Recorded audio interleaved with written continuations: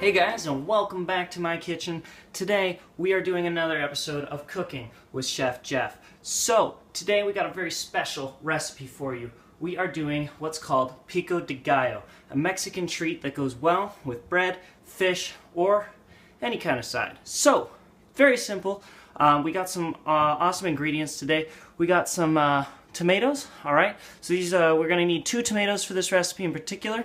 What we're going to need is a French shallot. So this is just like an onion. You can replace this with a red onion or a regular onion. What we got next, we're going to need 2 tablespoons of coriander. So coriander is very, very simple. We also like to call it cilantro here in the kitchen. But anyway, we need about a tablespoon of olive oil. So what I got here is I got my Terra Delissa. So this is the best olive oil I had around. This is what we use in our kitchen. Highly recommend it. You can probably get it at Loblaws or Sobeys or something. What we need next is some garlic salt. I'm not sure which one is the garlic salt, but I'm sure it's probably one of these 2 things. I think it's actually this one. So yeah, some garlic salt. We need exactly a quarter teaspoon. And then of course we have a lime here, which we're going to cut in half. We're going to need only about half of a lime. And what else we got? We got our banana pepper here. We need 3/4 teaspoon. This is what's going to give you the heat, the real flavor of it. And you can add some salt for flavoring. That's what I got here. I got my sea salt, which seems to be leaking a lot. It's already all over my hands. And we are going to get started. So the first thing we need to do when we're cooking at all is make sure first we wash our hands. It's very important. That's what I'm told, is to wash your hands and also to wash your vegetables. So even if you're not using the outside, for example, we have our lime here. We want to make sure that we wash this, get all the pesticides off. Alright, so we're going to be using a Cuisinart brand knife today. Very, very good stuff. It's pretty simple. All we're going to do is we're going to de-seed our tomato. So these tomatoes here may not have seeds in them, but we will find out. So we cut from the top, and what we want to do here is just look on the inside. So we do have some seeds, as you can see. What we're going to do is we're going to take a spoon of some kind, and we're just going to go in and grab all that out. That's right, just like that. And we're going to set it aside if I can get it out. Cool, I'm pretty sure that's some of the seeds there. We're going to put those to the side, and we're going to do the same thing on the other side here. Okay, I'm just going to go in. I'm going to get everything from there. That way we only have our shell of our tomato. So this recipe is very good for beginners like myself, who has not had a lot of experience in the cooking field.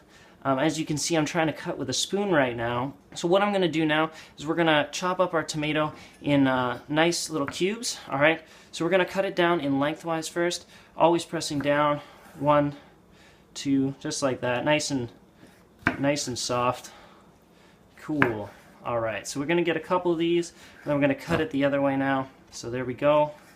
And that's pretty much cut. I'm sure everybody would be proud of me if, cooked one of those for them.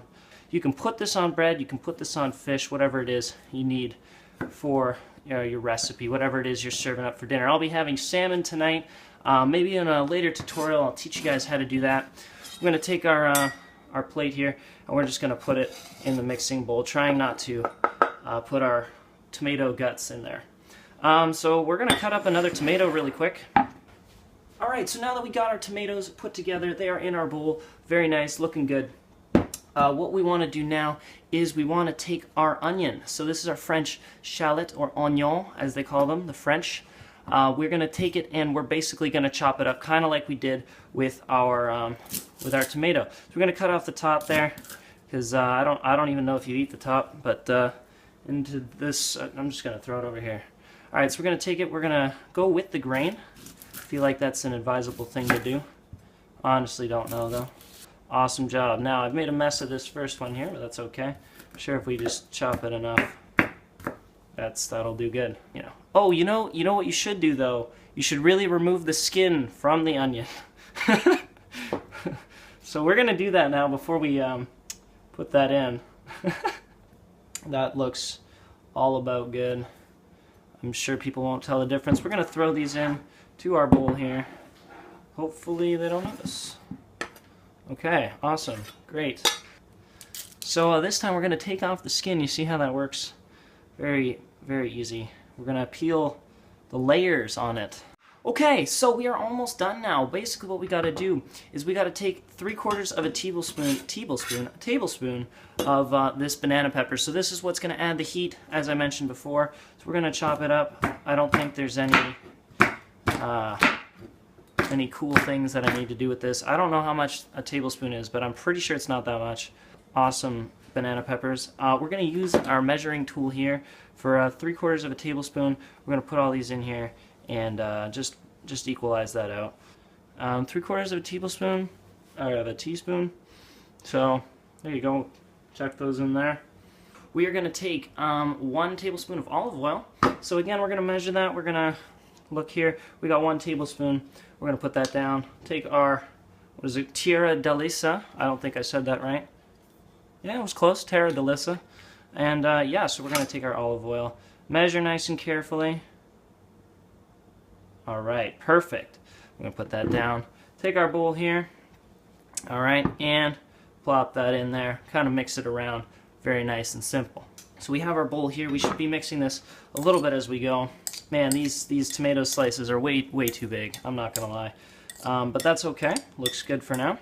So we're going to take our lime, and remember, to get the most juice out of your lime, what you got to do is you got to kind of roll it a little bit. Squeeze it. Right? You want to get all those juices flowing. We're going to cut it the same way. You're going to put it right on top.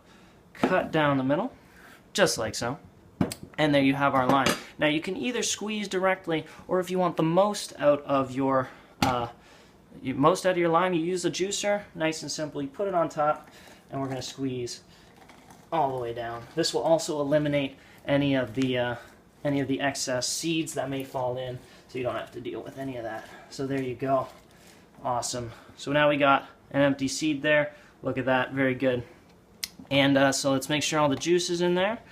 And we got a little bit of juice here, so we're going to put that on top.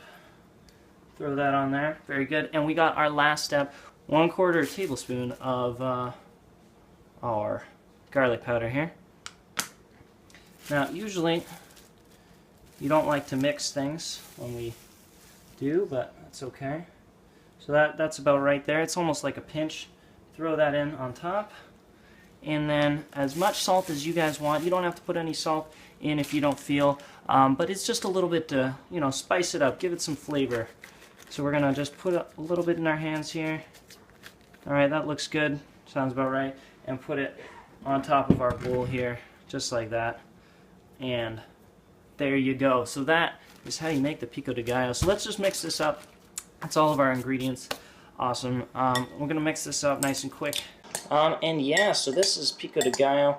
We're going to put this in the fridge for 20 minutes and then bring it out once it's cooled. So remember to serve that 20 minutes before. And yeah, this is your pico de gallo, guys. If you have any suggestions for future videos, please feel free to leave them in the comments section below.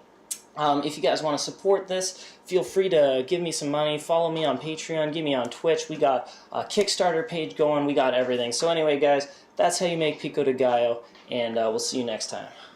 We're done!